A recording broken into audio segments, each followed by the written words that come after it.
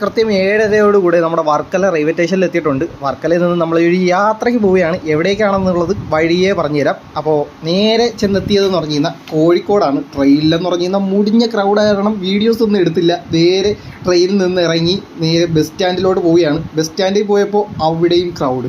അവൻ്റെ പൊന്നോ, കോഴിക്കോട് വന്നെത്തി. അങ്ങനെ ബസ്സിൽ കയറിയിരുന്ന് ഒരു സീറ്റ് കിട്ടിയത് തന്നെ ഭാഗ്യം എന്ന് പറഞ്ഞിട്ട് ഇരിക്കുകയായിരുന്നു. അപ്പോൾ ബസ്സിൽ നിന്ന് ചെറുതായിട്ടൊന്ന് ഉറങ്ങി എണീറ്റപ്പോഴേക്കും നമ്മൾ ഇറങ്ങേണ്ട സ്റ്റോപ്പ് എത്തി. അതായത് സുൽത്താൻ ബത്തേരിയാണ്. സുൽത്താൻ ബത്തേരിയിൽ ഇറങ്ങിയപ്പോൾ തന്നെ ജെർലേട്ടൻ വന്ന് എന്നെ പിക്ക് ചെയ്തിട്ടുണ്ടായിരുന്നു. ഇപ്പോൾ ജെർലേട്ടനായിട്ട് ബൈക്കിൽ നേരെ ചെന്നത് വയനാട് സുൽത്താൻ ബത്തേരിയിലെ സാപ്ത എന്ന് പറഞ്ഞിട്ടുള്ള 5 സ്റ്റാർ റിസോർട്ടിലാണ്. 5 സ്റ്റാർ റിസോർട്ടിലോട്ട് പോകുന്ന വഴിക്ക് തന്നെ നെൽപ്പാടങ്ങളുടെ ആ ഒരു പച്ചപ്പ് നിങ്ങൾക്ക് കാണിച്ചു തരുന്ന കണ്ടില്ലേ.